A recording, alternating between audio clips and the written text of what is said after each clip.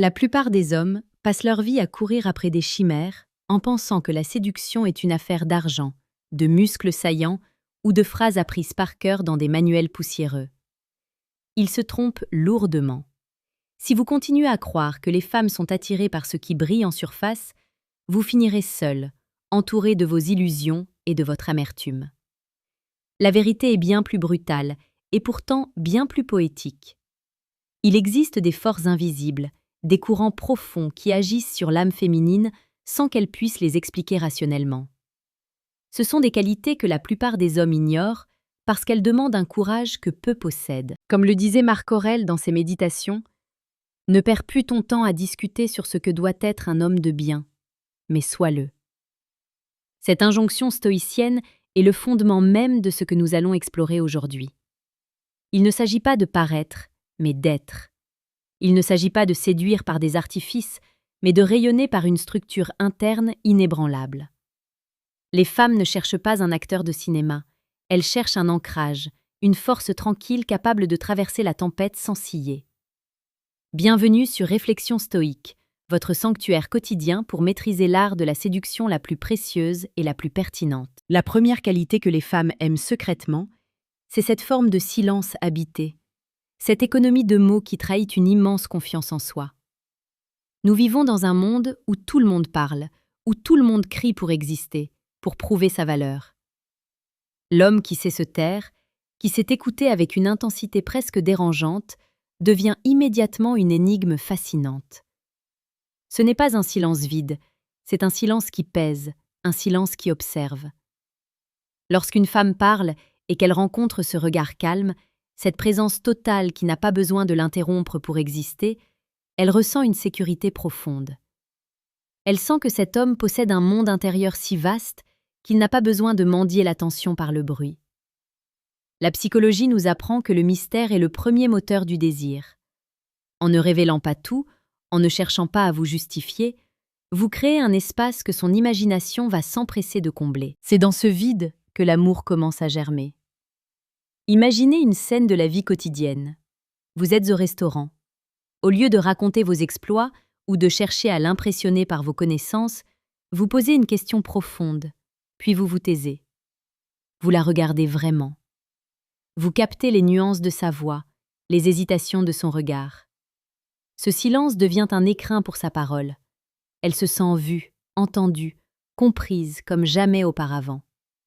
C'est là que réside la véritable puissance. Avant de poursuivre vers la deuxième qualité, prenez un instant pour réfléchir à votre propre rapport au silence. Êtes-vous de ceux qui comblent le vide par peur ou de ceux qui le dominent par force? Si ce contenu résonne déjà en vous, n'oubliez pas que Réflexion stoïque publie chaque jour des clés pour transformer votre existence.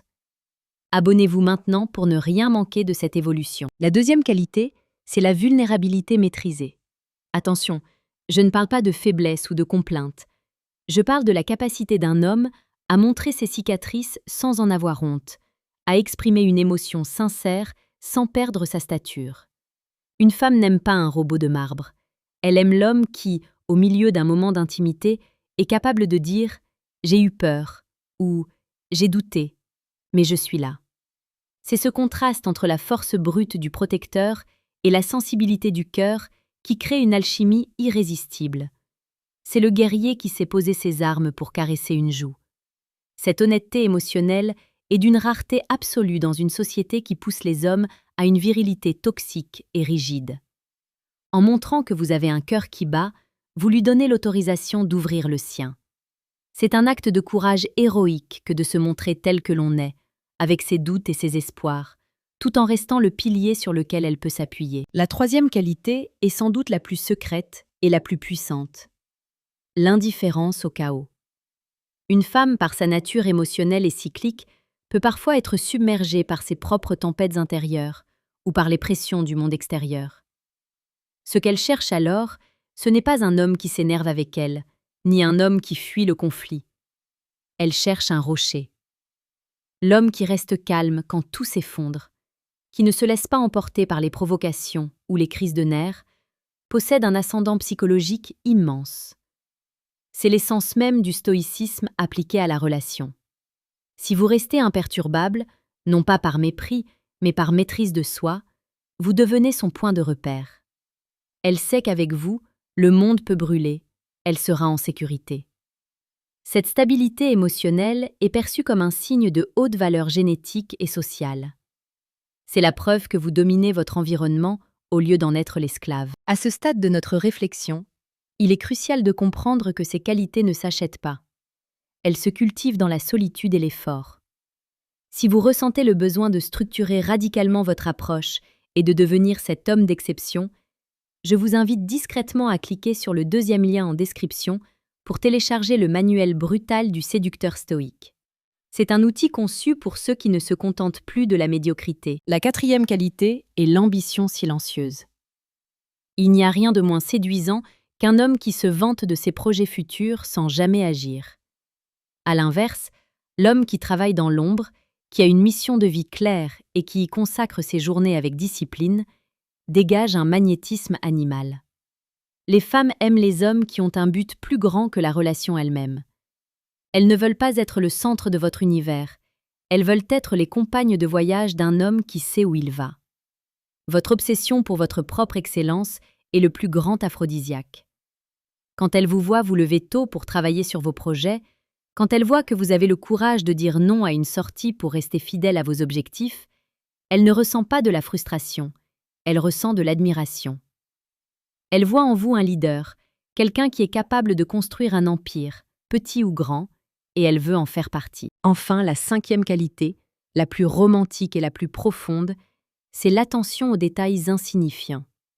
La plupart des hommes pensent qu'il faut de grands gestes, des bijoux chers ou des voyages aux Maldives pour prouver leur amour. C'est une erreur de débutant.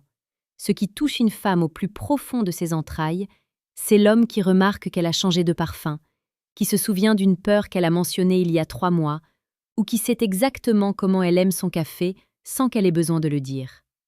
Cette forme d'observation aiguë prouve que vous lui portez une attention réelle, que vous l'avez étudiée comme un texte sacré. Cela crée une connexion intime que l'argent ne pourra jamais acheter. C'est la preuve que vous l'aimez pour qui elle est, et non pour l'image qu'elle projette. C'est dans ces petits riens que se construit la loyauté éternelle. Pour incarner ces 5 qualités, vous devez accepter de mourir à votre ancien moi. Vous devez abandonner la paresse, la plainte et la recherche de validation immédiate. La séduction stoïque n'est pas un jeu de manipulation, c'est un chemin de transformation personnelle. En devenant un homme meilleur, plus solide, plus conscient et plus discipliné, vous n'aurez plus besoin de chercher l'amour, c'est lui qui vous trouvera. Vous deviendrez un pôle d'attraction naturel. Les femmes ne seront plus des cibles à conquérir, mais des fleurs qui s'épanouissent naturellement sous la chaleur de votre présence. N'oubliez jamais que chaque jour est une opportunité de tester votre caractère. Quand une situation difficile se présente, ne réagissez pas avec vos impulsions primaires. Respirez, connectez-vous à cette force intérieure et demandez-vous « Que ferait l'homme que je veux devenir ?» C'est dans cette seconde de réflexion que se forge votre destin. Si vous êtes encore ici, c'est que vous faites partie de l'élite de ceux qui veulent vraiment changer. Laissez un commentaire pour nous dire laquelle de ces qualités vous semble la plus difficile à acquérir. Votre partage est une pierre à l'édifice de cette communauté d'hommes conscients. Soyez forts, soyez calmes et surtout, soyez des hommes d'action. Le monde n'attend pas que vous soyez prêts, il attend que vous vous leviez. Nous nous retrouverons demain pour une nouvelle immersion dans les profondeurs de l'âme et de la réussite. D'ici là, cultivez votre jardin intérieur. La plus belle victoire est celle que l'on remporte sur soi-même.